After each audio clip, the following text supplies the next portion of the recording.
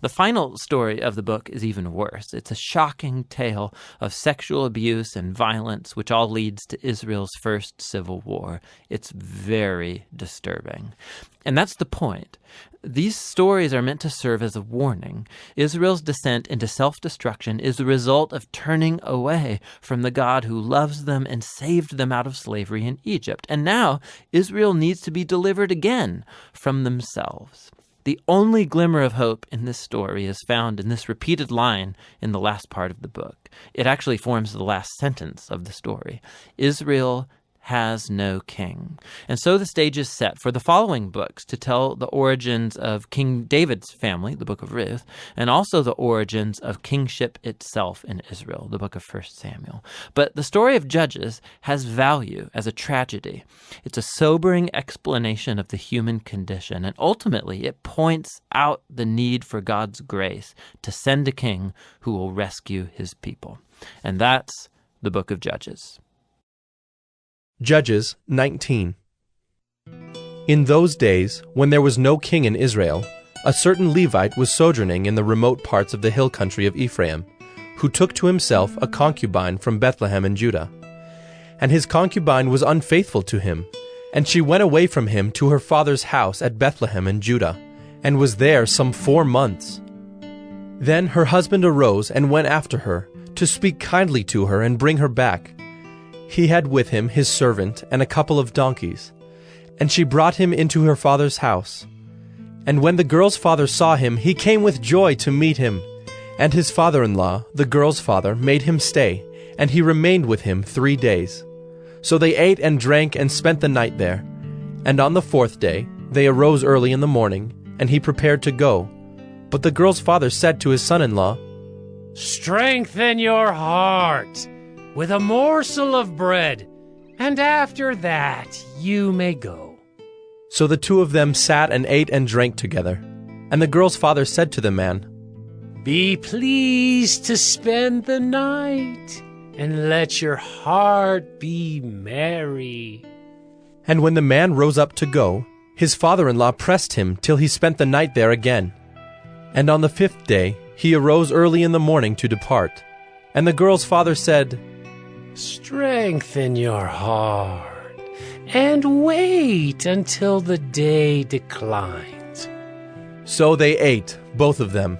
And when the man and his concubine and his servant rose up to depart, his father-in-law, the girl's father, said to him, "Behold, now the day has waned toward evening. Please, spend the night. Behold, the day draws to its close. Lodge here, and let your heart be merry. And tomorrow you shall arise early in the morning for your journey, and go home." But the man would not spend the night. He rose up and departed, and arrived opposite Jebus, that is, Jerusalem. He had with him a couple of saddled donkeys, and his concubine was with him. When they were near Jebus, the day was nearly over, and the servant said to his master, "Come now, let us turn aside to this city of the Jebusites and spend the night in it." And his master said to him, "We will not turn aside into the city of foreigners who do not belong to the people of Israel, but we will pass on to Gibeah." And he said to his young man, "Come, and let us draw near to one of these places, and spend the night at Gibeah or at Ramah." So they passed on and went their way. And the sun went down on them near Gibeah, which belongs to Benjamin. And they turned aside there to go in and spend the night at Gibeah. And he went in and sat down in the open square of the city, for no one took them into his house to spend the night. And behold, an old man was coming from his work in the field at evening. The man was from the hill country of Ephraim, and he was sojourning in Gibeah. The men of the place were Benjaminites. And he lifted up his eyes and saw the traveler in the open square of the city. And the old man said, "Where are you going, and where do you come from?" And he said to him, "We are passing from Bethlehem in Judah to the remote parts of the hill country of Ephraim, from which I come. I went to Bethlehem in Judah, and I am going to the house of the Lord, but no one has taken me into his house. We have straw and feed for our donkeys, with bread and wine for me and your female servant and the young man with your servants. There is no lack of anything." And the old man said, "Peace be to you. I will care for all your wants. Only do not spend the night in the square." So he brought him into his house, and gave the donkeys feed. And they washed their feet, and ate and drank. As they were making their hearts merry, behold, the men of the city, worthless fellows, surrounded the house, beating on the door. And they said to the old man, the master of the house, "Bring out the man who came into your house, that we may know him." And the man, the master of the house, went out to them, and said to them, "No, my brothers, do not act so wickedly. Since this man has come into my house, do not do this vile thing. Behold, here are my virgin daughter and his concubine. Let me bring them out now. Violate them and do with them what seems good to you, but against this man do not do this outrageous thing." But the men would not listen to him. So the man seized his concubine, and made her go out to them. And they knew her, and abused her all night until the morning. And as the dawn began to break, they let her go. And as morning appeared, the woman came and fell down at the door of the man's house where her master was, until it was light. And her master rose up in the morning, and when he opened the doors of the house, and went out to go on his way, behold, there was his concubine lying at the door of the house, with her hands on the threshold. He said to her, "Get up, let us be going." But there was no answer. Then he put her on the donkey, and the man rose up and went away to his home. And when he entered his house, he took a knife, and taking hold of his concubine, he divided her limb by limb into 12 pieces, and sent her throughout all the territory of Israel. And all who saw it said, "Such a thing has never happened or been seen from the day that the people of Israel came up out of the land of Egypt until this day. Consider it, take counsel, and speak." Judges 20. Then all the people of Israel came out from Dan to Beersheba, including the land of Gilead, and the congregation assembled as one man to the Lord at Mizpah. And the chiefs of all the people, of all the tribes of Israel, presented themselves in the assembly of the people of God, 400,000 men on foot that drew the sword. Now the people of Benjamin heard that the people of Israel had gone up to Mizpah. And the people of Israel said, "Tell us, how did this evil happen?" And the Levite, the husband of the woman who was murdered, answered and said, "I came to Gibeah that belongs to Benjamin, I and my concubine, to spend the night. And the leaders of Gibeah rose against me, and surrounded the house against me by night. They meant to kill me, and they violated my concubine, and she is dead. So I took hold of my concubine and cut her in pieces, and sent her throughout all the country of the inheritance of Israel, for they have committed abomination and outrage in Israel. Behold, you people of Israel, all of you, give your advice and counsel here." And all the people arose as one man, saying, "None of us will go to his tent, and none of us will return to his house. But now, this is what we will do to Gibeah. We will go up against it by lot, and we will take 10 men of 100 throughout all the tribes of Israel, and 100 of 1,000, and 1,000 of 10,000, to bring provisions for the people, that when they come, they may repay Gibeah of Benjamin for all the outrage that they have committed in Israel." So all the men of Israel gathered against the city, united as one man. And the tribes of Israel sent men through all the tribe of Benjamin, saying, "What evil is this that has taken place among you? Now therefore give up the men, the worthless fellows in Gibeah, that we may put them to death and purge evil from Israel." But the Benjaminites would not listen to the voice of their brothers, the people of Israel. Then the people of Benjamin came together out of the cities to Gibeah to go out to battle against the people of Israel. And the people of Benjamin mustered out of their cities on that day 26,000 men who drew the sword, besides the inhabitants of Gibeah, who mustered 700 chosen men. Among all these were 700 chosen men who were left-handed. Every one could sling a stone at a hair and not miss. And the men of Israel, apart from Benjamin, mustered 400,000 men who drew the sword. All these were men of war.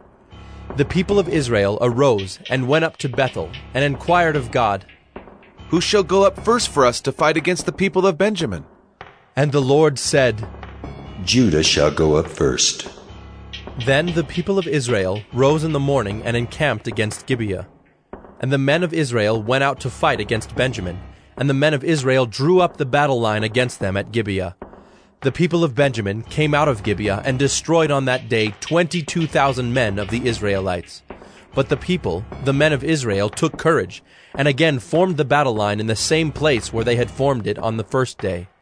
And the people of Israel went up and wept before the Lord until the evening. And they inquired of the Lord, "Shall we again draw near to fight against our brothers, the people of Benjamin?" And the Lord said, "Go up against them." So the people of Israel came near against the people of Benjamin the second day.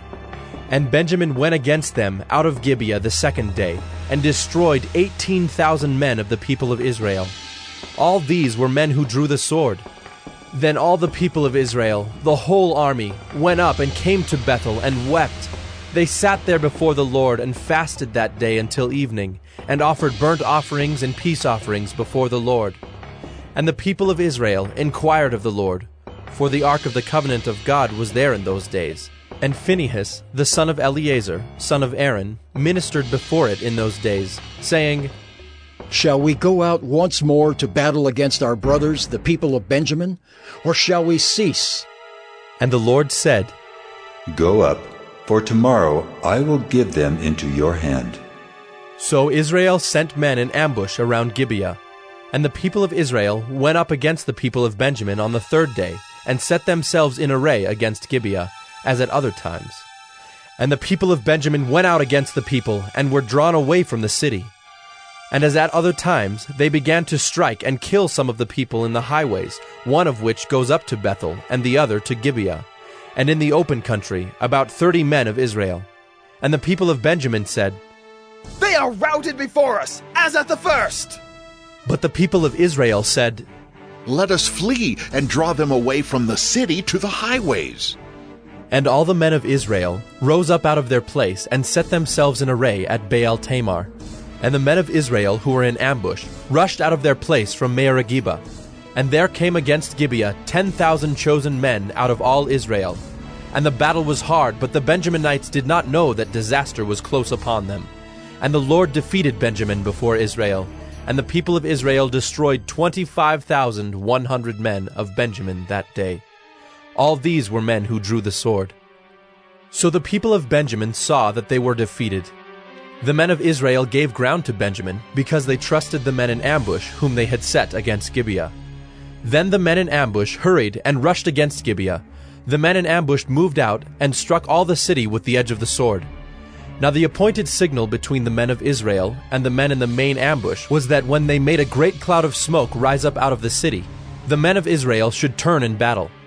Now Benjamin had begun to strike and kill about 30 men of Israel. They said, "Surely they are defeated before us, as in the first battle." But when the signal began to rise out of the city in a column of smoke, the Benjaminites looked behind them, and behold, the whole of the city went up in smoke to heaven. Then the men of Israel turned, and the men of Benjamin were dismayed, for they saw that disaster was close upon them. Therefore they turned their backs before the men of Israel in the direction of the wilderness, but the battle overtook them. And those who came out of the cities were destroying them in their midst. Surrounding the Benjaminites, they pursued them, and trod them down from Noah as far as opposite Gibeah on the east. 18,000 men of Benjamin fell, all of them men of valor. And they turned and fled toward the wilderness, to the rock of Rimmon. 5,000 men of them were cut down in the highways, and they were pursued hard to Gidom, and 2,000 men of them were struck down. So all who fell that day of Benjamin were 25,000 men who drew the sword, all of them men of valor. But 600 men turned and fled toward the wilderness to the rock of Rimmon, and remained at the rock of Rimmon 4 months.